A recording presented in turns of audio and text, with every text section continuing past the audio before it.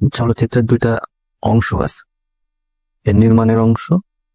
এবং এর প্রদর্শনের অংশ। নির্মাণের অংশে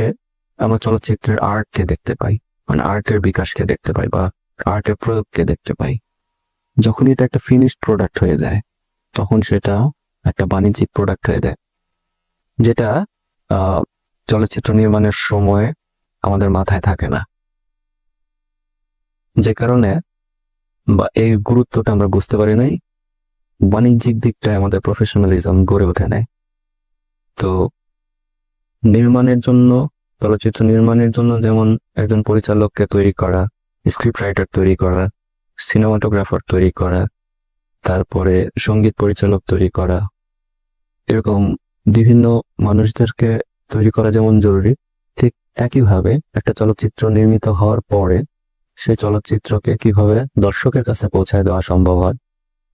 আন্তর্জাতিক বাজারে কিভাবে পৌঁছায় দেওয়া সম্ভব, মানুষের কাছে জানানো যে এই চলচ্চিত্র একটা তৈরি হয়েছে, তাদেরকে আগ্রহী করে তোলা সিনেমা হলে এসে অথবা ওটিটি প্ল্যাটফর্মে বা অনলাইন যে কোনো প্ল্যাটফর্মে বা যে কোনো পদ্ধতি যেভাবেই তাদের সামনে প্রদর্শন করা সম্ভব হয় সেটা করা যে জরুরি। এবং যেহেতু এখানে প্রচুর অর্থের একটা বিষয় আছে, ইনভলভমেন্ট আছে, ইনভেস্টমেন্ট আছে, একজন প্রযোজক তার কষ্টার্জিত অর্থ যখন চলচ্চিত্র নির্মাণে ব্যয় করেন তিনি অবশ্যই চাইবেন যে এই চলচ্চিত্র থেকে তার টাকাটা উঠে আসুক।